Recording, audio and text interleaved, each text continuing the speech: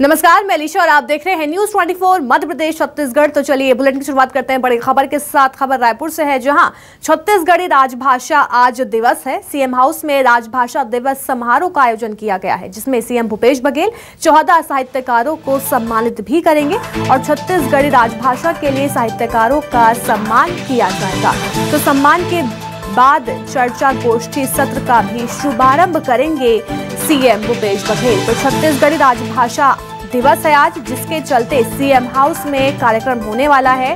तो सम्मान के बाद चर्चा गोष्ठी सत्र का शुभारंभ भी सीएम बघेल करते हुए नजर आने वाले हैं और इस साथ ही इस कार्यक्रम में साहित्यकारों को भी सम्मानित किया जाएगा। तो ये बड़ी खबर रायपुर से है, जहां छत्तीसगढ़ी राजभाषा दिवस है आज, जिसके चलते सीएम हाउस में कार्यक्रम का आयोजन किया गया है और साथ ही सीएम भूपेश बघेल जो हैं साहित्यकारों को सम्मानित करेंगे और सम्मानित करने के बाद गोष्ठी सत्र का शुभारंभ करते हुए सीएम भूपेश बघेल नजर आएंगे। तो 14 साहित्यकारों को सम्मानित किया जाएगा। रायपुर से मेरे सहयोगी नितिन हमारे साथ जुड़ गए हैं। नितिन, आज छत्तीसगढ़ी राजभाषा दिवस है, जिसके चलते सीएम हाउस में बड़ा कार्यक्रम होने वाला है। क्या कुछ तैयारियां कर ली गई हैं? जी, आज छत्तीसगढ़ वासियों के लिए काफ़ी बड़ा दिन है। आज छत्तीसगढ़ राजभाषा दिवस है और मुख्यमंत्री भूपेश बघेल के जो निवास है, सरकारी निवास में आज बड़ा कार्यक्रम होगा। दोपहर 12 बजे मुख्यमंत्री निवास में एक सम्मान समारोह का कार्यक्रम होगा, जिसमें संस्कृति मंत्री अमरजीत भगत उसमें शामिल होंगे। यह बता दें कि यह पूरा कार्यक्रम संस्कृति विभाग और पुरातत्व विभाग द्वारा करवाया जा रहा है, जिसमें काफ़ी लोगों को सम्मानित किया जाएगा। मुख्यमंत्री भूपेश बघेल के जो निवास है वहाँ यह कार्यक्रम होगा। जी, तो देखिए, बाद में गोष्ठी का शुभारंभ भी किया जाएगा, गोष्ठी सत्र का, लेकिन उसके जरिए किस तरह का संदेश देने की कोशिश की जाएगी, क्योंकि 14 साहित्यकारों को सम्मानित भी किया जाएगा। कितने बड़े स्तर पर यह पूरा कार्यक्रम होने वाला है? देखिए, फिलहाल यह कार्यक्रम जो है मुख्यमंत्री निवास में होगा। उसके बाद जो है आज दुर्ग जिले के दौरे पे भी मुख्यमंत्री रहेंगे। तमाम जगह जगह पे आज जो है इसका कार्यक्रम होगा, छत्तीसगढ़ वासियों के लिए होगा और 14 साहित्यकारों को इसमें सम्मान भी किया जाएगा। तो कुल मिलाकर काफी बड़ा कार्यक्रम है, अलग अलग कार्यक्रमों में शिरकत करते हुए नजर आने वाले हैं। नितिन, हमारे साथ बने रहिए, आगे भी आपसे लगातार खबरों पर अपडेट ली जाएगी। तो चलिए बढ़ते हैं आगे, रुक करते हैं एक और बड़ी खबर का, जहां दुर्ग दौरे पर रहेंगे सीएम भूपेश बघेल। स्थानीय कार्यक्रम में शामिल होंगे सीएम।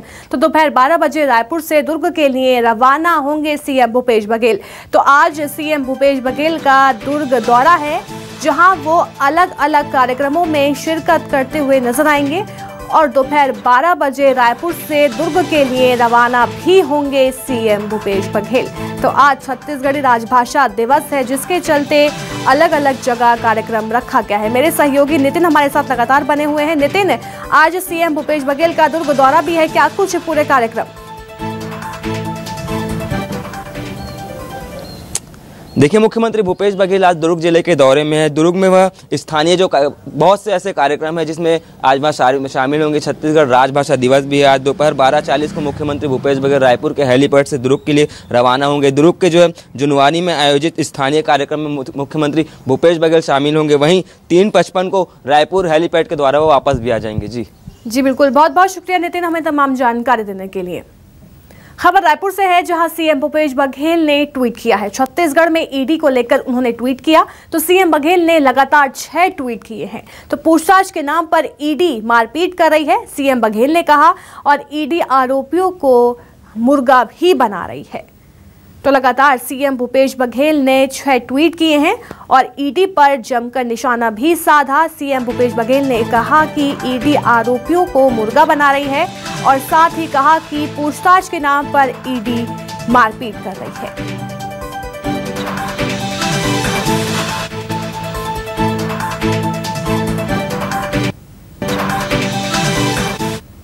सीएम भूपेश बघेल गुजरात में ताबड़तोड़ चुनाव प्रचार कर रहे हैं। सीएम बघेल ने 4 जनसभाओं को संबोधित किया। सीएम ने तालजा, महुआ, पालीताड़ा में जनसभा को संबोधित करते हुए जमकर निशाना भी साधा है और इसके अलावा सीएम बघेल ने कांग्रेस प्रत्याशियों के समर्थन में वोट करने की भी अपील की।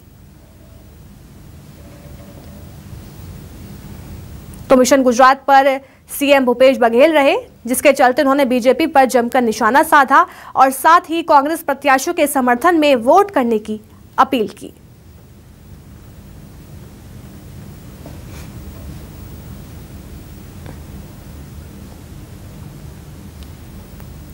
खबर कांकेर से है, जहां भानुप्रतापपुर उपचुनाव को लेकर सर्व आदिवासी समाज ने ताकत दिखाई है। भानुप्रतापपुर के हाई स्कूल मैदान में सर्व आदिवासी समाज ने जनसभा आयोजित की और सभा में रैली निकालकर शक्ति प्रदर्शन भी किया। सर्व आदिवासी समाज के प्रत्याशी ने कांग्रेस बीजेपी पर निशाना भी साधा, तो वहीं एसडीएम ने नोटिस पर कहा कि समाज अपने प्रत्याशियों को जीत दिलाने के लिए शपथ दिला रहा है, ये उनकी मन की आवाज है।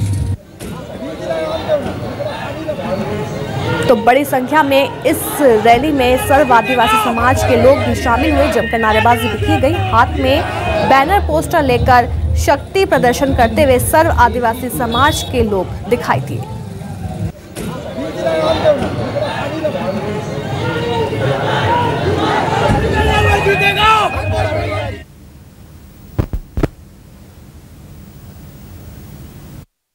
गुमराह नहीं हो रहे हैं। अगर गुमराह करते ये कोई बहुत सारे पढ़े लिखे हमारे साथी लोग आ रहे हैं, हमारे गुमराह करते तो लोग आते क्या? इनको हम सही बात बता रहे हैं। आप उनके अधिकार को आप लोगों ने छीना है, उस बात को सुन के आ रहे हैं कि हमारे साथ सही में अधिकार छीना गया है, इसलिए हमारे साथ में आ रहे हैं।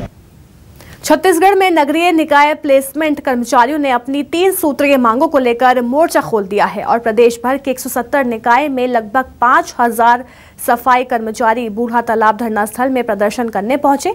ठेका प्रथा बंद करने, निकाय से भुगतान हो और किसी भी कर्मचारी की छटनी ना हो और नियमितीकरण होने तक 62 साल की जॉब सिक्योरिटी प्रदान करने जैसे 3 सूत्रीय मांगों को लेकर सड़कों पर उतर धरना दे रहे हैं।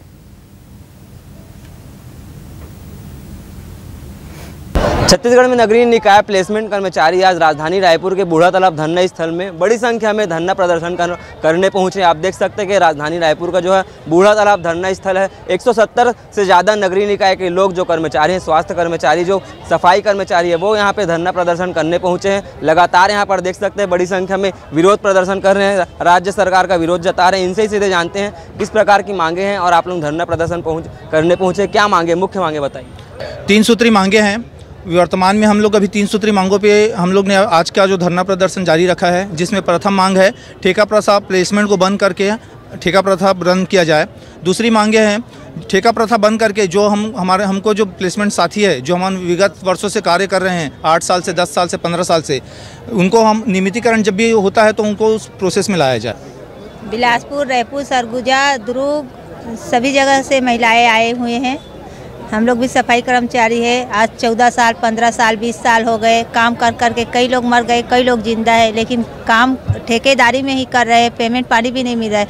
अगर हमारी मांगे पूरी नहीं होती तो प्रदर्शन कर रहे हैं, फिर यहाँ नहीं होगी तो अनिश्चितकालीन हड़ताल करेंगे। पानी बिजली सभी बंद कर देंगे, क्योंकि अभी मध्य प्रदेश में रेगुलर कर दिया गया, नियमितीकरण कर दिया गया, उड़ीसा में नियमितीकरण कर दिया गया है। छत्तीसगढ़ उतना गरीब नहीं है, उनसे भी संपन्न है, लेकिन यहाँ पर बजट के मामला ले रहे हैं। बजट में पूरा गोबर और गंडा में खर्च कर रहे हैं। हमारे कर्मचारियों को नियमितीकरण किया जाएगा तभी हम लोग मानेंगे, अन्यथा हम लोग पूरे कर्मचारी एक सूत्र में बैठ करके अनिश्चितकालीन हड़ताल कर देंगे। प्लेसमेंट कर्मचारी थे छत्तीसगढ़ के अलग अलग जिलों से आए हुए हैं। 170 नगरीय निकाय से ज़्यादा जो लोग हैं वो यहाँ पे आए हैं, अपना प्रदर्शन कर रहे हैं, विरोध जता रहे हैं और जो है लगातार इनका प्रदर्शन लगातार जारी जब तक इनकी मांगे पूरी नहीं होगी। कैमरा पर्सन रविंद्र नागलकर के साथ नितिन नामदेव, न्यूज़ 24 मध्य प्रदेश, छत्तीसगढ़, रायपुर। खबर गरियाबंद से है, जहां अमलीपदर सहकारी समिति में 35 किसान अपना धान नहीं बेच पा रहे। बताया जा रहा है कि योजना के तहत तैयार किए गए पोर्टल में किसानों के नाम उनके बैंक खातों के साथ मैच नहीं कर रहे हैं, जिसके चलते ये किसान अपना धान नहीं बेच पा रहे हैं और सहकारिता ऑफिस के चक्कर काटने को किसान मजबूर हैं। अब मैं यहाँ आया था, टोकन कटाने के नाम से आया था। 2 हफ्ता के आसपास हो गया मेरा धान कटाई हुए और रखा हुआ है। और यहाँ जब पूछा तो बोलते हैं कि आपका मिस्टेक है, खाता में मिस्टेक है, उनको बता रहे हैं। मेरा आधार कार्ड भी सही साठ है और मुझे बहुत परेशानी हो रहा है और धान को कोई चूहा खा रहा है पूरा भी। हम लोग आए थे यहाँ तो ऑपरेटर बोले यहाँ कि भाई अभी आप लोगों का कुछ त्रुटिवश रुक गया है, आगे NIC से ही होगा। यहाँ से तो हम लोग पूरा कागजात भेज दिए हैं और वहाँ से आने के बाद आप लोगों का टोकन काट देंगे, हम आपको बता देंगे। तो हम पूछे कि कब तक के होगा, तो 2 रोज भी लग सकता है और 8-10 दिन भी लग सकता है, लेकिन होगा। आपको टेंशन लेने की ज़रूरत नहीं है, ये डिपार्टमेंटली काम है, ऐसे करके क्या बोलते हैं ऑपरेटर ने कहा। यहाँ 35 किसान लगभग हैं और कारण ये है कि उन लोग का कई नाम का स्पेलिंग उनका डिफरेंट होने के कारण सीसीपी मॉड्यूल से सत्यापित न हो, टोकन जारी ही नहीं हो पा रहे। उनका अकाउंट बैंक द्वारा सत्यापित किया गया है नाम के मिसमैच कर। खबर सरगुजा से है, जहां 6 साल के मासूम की हत्या कर दी गई। पुलिस ने आरोपी को गिरफ्तार कर लिया है और पारिवारिक रंजिश में आरोपी ने हत्या कर दी थी। तो आरोपी ने मासूम का गला दबाकर मासूम को मौत के घाट उतार दिया था। तो घर से कुछ ही दूरी पर मासूम का शव दफन भी किया गया था। तो सरगुजा के धौलपुर इलाके की ये पूरी घटना बताई जा रही है, जहां मासूम को पारिवारिक रंजिश के चलते मौत के घाट उतार दिया गया। तो सरगुजा के धौलपुर इलाके की ये पूरी घटना बताई जा रही है, जहां 6 साल के मासूम की हत्या कर दी गई और घर से कुछ ही दूरी पर मासूम का शव को दफन भी किया गया। गला दबाकर हत्या कर दी और घर के ही बगल में खाली जगह में उसकी बॉडी को दफना दिया और खुद को छुपाने के लिए वो परिजनों के साथ में बच्चे को तब से ढूंढ रहा था। तो इसमें धारा 363, 302, 201 के तहत अपराध पंजीबद्ध कर अशोक कुमार को हिरासत में लिया गया है और आज न्यायिक रिमांड में भेजा जा रहा है। खबर सूरजपुर से है, जहां पकनी इलाके में हाथी का शव मिला है। फिलहाल अभी तक हाथी की मौत किस वजहों के चलते हुई है, इसका खुलासा नहीं हो चुका। तो पोस्टमार्टम रिपोर्ट आने के बाद ही मौत की वजहों का खुलासा हो सकेगा। तो वहीं सूचना के बाद वन अमला मौके पर पहुंचा और हाथी के शव का पोस्टमार्टम करा जंगल में दफना दिया गया है। तो 1 महीने में जिले में हाथी की मौत का ये दूसरा मामला सामने आया। तो उधर हाथियों की मौत से पेट्रोलिंग टीम पर सवाल भी खड़े हो रहे हैं। ग्रामीणों द्वारा वन अमला को सूचना दिया गया कि एक हाथी आमाझिया नाला के पास मृत पाया गया है। मौके पे हमारी वन अमला टीम पहुंची तो ये जो घटना स्थल है ये कक्ष क्रमांक P226 के अंतर्गत आता है। ये बीट पकनी के अंतर्गत है, रेंज घुई में आता है। वन मंडल सूरजपुर की घटना है। घटना लगभग सुबह की बताई जा रही है और एक नर हाथी यहाँ जो मृत पाया गया है इसकी उम्र लगभग 45 से 55 के बीच विशेषज्ञों द्वारा बताया जा रहा है। खबर राजनांदगांव से है, जहां अवैध गुटखा फैक्ट्री पर पुलिस ने छापा मार दिया है। मौके से भारी मात्रा में गुटखा बनाने का सामान भी बरामद किया गया है। तो जब्त गुटखे की कीमत 82 लाख रुपए से ज्यादा आंकी जा रही है। तो फैक्ट्री में रात के वक्त गुटखा जो है वो बनाया जाता था, लेकिन ये बड़ी कार्रवाई जो है पुलिस की ओर से की गई है। बड़ी छापेमार कार्रवाई की गई है। अवैध गुटखा फैक्ट्री पर ये छापेमार कार्रवाई की गई। तो फैक्ट्री में रात के वक्त गुटखा जो है वो बनाया जाता था। तो जब्त गुटखे की कीमत 82 लाख रुपए से ज्यादा आंकी गई है। तो चलिए वक्त है छोटे से ब्रेक का, चल दूंगे हाथ से।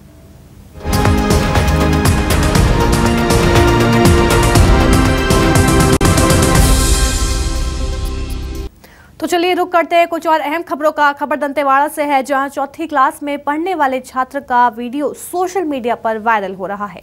वीडियो में छात्र गाना गाते दिखाई दे रहा है और इससे पहले सुकमा जिले से सहदेव का वीडियो सोशल मीडिया पर जमकर वायरल हुआ था। तो सहदेव कुछ दिन बाद बॉलीवुड में नजर आएंगे। तो सहदेव की आने वाली मूवी को छत्तीसगढ़ के कवर्धा और पंखाजुन में फिल्माया जा रहा है। सहदेव के बड़े पर्दे पर आने की जानकारी लगते ही सुकमा वासियों में खासा उत्साह भी देखने को मिल रहा है। चांद वाला मुकड़ा लेके स्वामी है मेरे मामा जी, गांव के सरपंच है मेरे नाना जी, परसों में औड़ी राजरवार, गाड़ियों की लाइन है घर में और, फिल्म के हीरो तो आउट हो जाएंगे, एंट्री मारो मामू तो घायल हो जाएंगे। ओके मामू, चांद वाला मुकड़ा लेके चलो ना बाजार में, चांद वाला मुकड़ा लेके चलो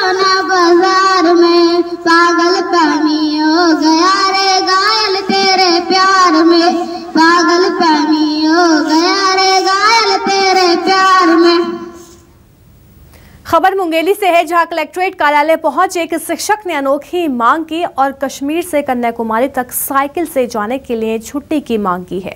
बताया जा रहा है कि सल्फा में सहायक शिक्षक के रूप में कार्यरत संतोष गुप्ता ने कलेक्टर को ज्ञापन देकर मांग की कि उन्हें कश्मीर से कन्याकुमारी तक जाने के लिए अवकाश दिया जाए। शिक्षक से बात की हमारे संवाददाता रोहित कश्यप ने। इस वक्त मुंगेली जिले के कलेक्टर कार्यालय में मौजूद हूं। आपको हम हमेशा खबर दिखाते हैं कि कलेक्ट्रेट में लोग राशन, पेंशन, आवास की मांग लेकर पहुंचते हैं, लेकिन आज एक शिक्षक है, एलबी शिक्षक है, पथरिया ब्लॉक के सल्फा में ये पोस्टेड है। इनकी मांग अजब गजब है। दरअसल ये साइकिलिंग ज़्यादा करते हैं और ये साइकिलिंग को बढ़ावा देने के उद्देश्य से मैदान में उतरे हैं। अभी तक इन्होंने साइकिल से नेपाल की यात्रा ये कर चुके हैं और कलेक्टर में आज ये कलेक्टर साहब से एक अनोखी मांग करने के लिए पहुंचे हैं। आप ये किस तरह से अभियान चला रहे हैं?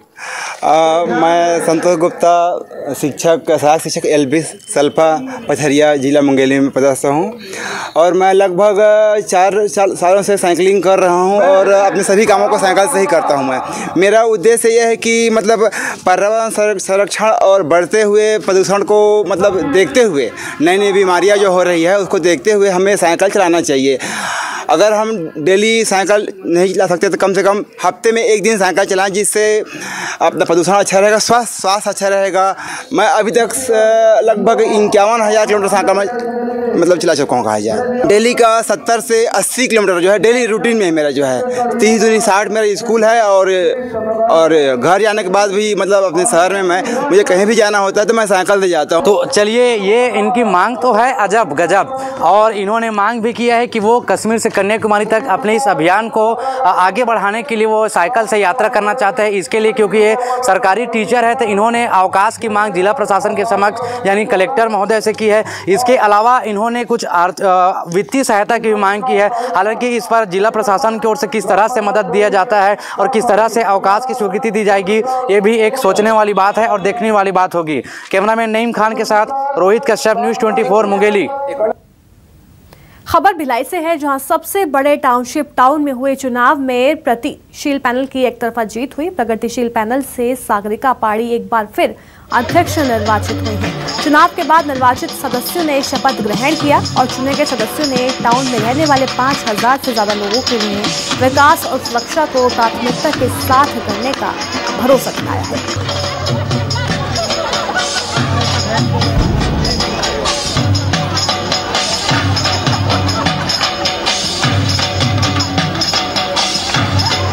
खबर देता हूं कि मैं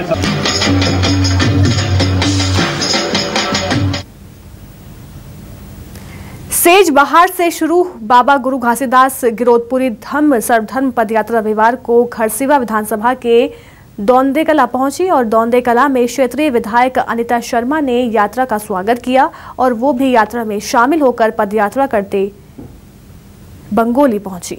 तो देखिए तस्वीरें, पदयात्रा की तस्वीरें हैं ये, जो पदयात्रा करते हुए वो बंगोली पहुंची हैं।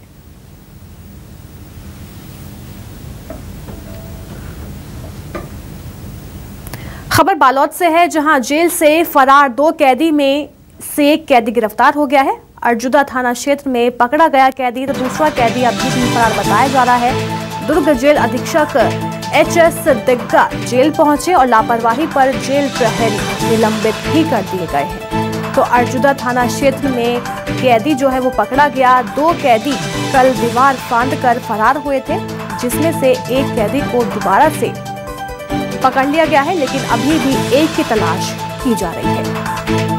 हालांकि HS दिग्गा पहुंचे जेल, जहां पर उन्हें लापरवाही पर जेल प्रहरी निलंबित कर दिया है।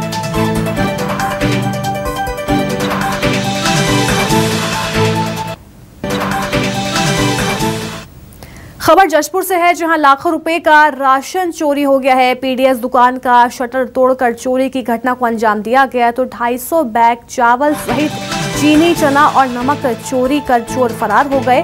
सुरेशपुर ग्राम पंचायत का ये पूरा मामला बताया जा रहा है, जहां लाखों रुपए का राशन चोरी हो गया है। तो PDS दुकान का शटर तोड़कर चोरी की वारदात को अंजाम दिया गया तो 250 बैग चावल सहित चीनी, चना और नमक भी चोरी कर लिया गया है। सुरेशपुर ग्राम पंचायत का ये पूरा मामला बताया जा रहा है।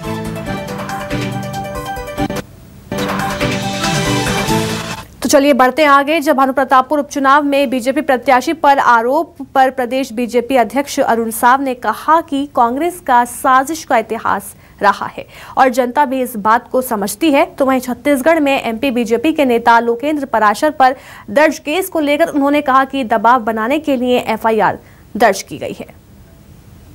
कांग्रेस के षड्यंत्र का एक इतिहास रहा है और इसलिए जनता इन चुनाव के समय आपत्ति दावा का समय था 18 तारीख को किसी तरह की कोई दावा आपत्ति हुई नहीं और बाद में इस प्रकार से आरोप लगाए गए हैं। जनता इस बात को समझती है और जनता कांग्रेस के इस षड्यंत्र में फंसेगी नहीं और निश्चित रूप से कमल का बटन दबाकर भानु प्रतापपुर विधानसभा के उपचुनाव में हमारे प्रत्याशी ब्रह्मानंद नेताम को भारी बहुमत से जिताएगी। ये एफआईआर दर्ज करके डराने का काम, उसकी सच्चाई सबके सामने आ गई कि वो वीडियो किसने अपलोड किया, कहां से अपलोड हुआ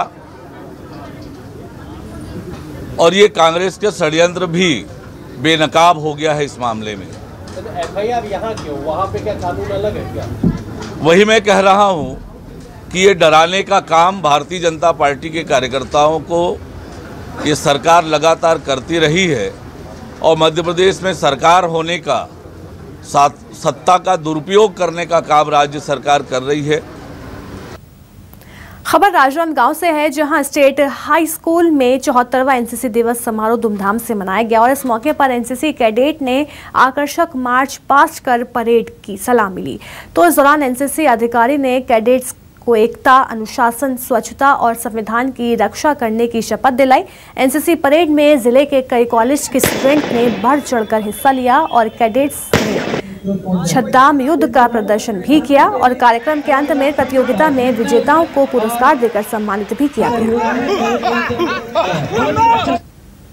आज बड़े ही हर्षोल्लास से एनसीसी दिवस को मनाया गया, जिसमें राजनांदगांव के सभी विद्यालय महाविद्यालयों ने भागीदारी करी। ऐसे कार्यक्रम जो हैं होते रहते हैं जिससे कि जो यूथ है वो अट्रैक्ट हो एनसीसी की तरफ भी, और बाकी इनमें हम जो हैं इनको सिखलाई देते हैं कि नेतृत्व की क्षमता हो, इनकी पर्सनालिटी डेवलपमेंट, इनके व्यक्तित्व विकास के बारे में, निर्णय लेने की क्षमता। इसके अलावा इनको बहुत कुछ सिखाया जाता है, जैसे आपने देखा है सेक्शन, बैटल ड्रिल, इन सब की। तो इनसे ये है कि आज देश में जाएंगे, देश के लिए योगदान देंगे, समाज के लिए योगदान देंगे। तो हमारा मेन मकसद है कि लोगों को प्रेरित करना और एनसीसी की तरफ अपने यूथ को अट्रैक्ट करना। बहुत काफ़ी अच्छे से मनाया हमने, काफ़ी धूमधाम से, और यहाँ पे बैटल भी आपने देखा काफ़ी अच्छे से हुआ। और मैं परेड वाइसी हूँ, मुझे काफ़ी खुशी हुई इस क्षेत्र में आके। एनसीसी दिवस को हमने अच्छे से मनाया है। इवेंट्स बहुत सारे थे, बस कल्चर बस नहीं था। कल्चर इसलिए रखे थे क्योंकि एनसीसी दिवस जो है वो दीपक त्रिपाठी जो हमारा सहयोगी साथी था वो आज हमारे बीच में नहीं है, तो उसकी याद में वो हमेशा कहता था कि एनसीसी दिवस की तैयारी हमको अच्छे से करनी है। तो उसकी याद को लेके, उसके बात को लेके आज एनसीसी दिवस को त्यौहार के रूप में बहुत अच्छे से हम लोग मनाएंगे। तो चलिए फिलहाल के लिए बस इतना ही। बने रहिए न्यूज़ 24 मध्य प्रदेश छत्तीसगढ़ के साथ।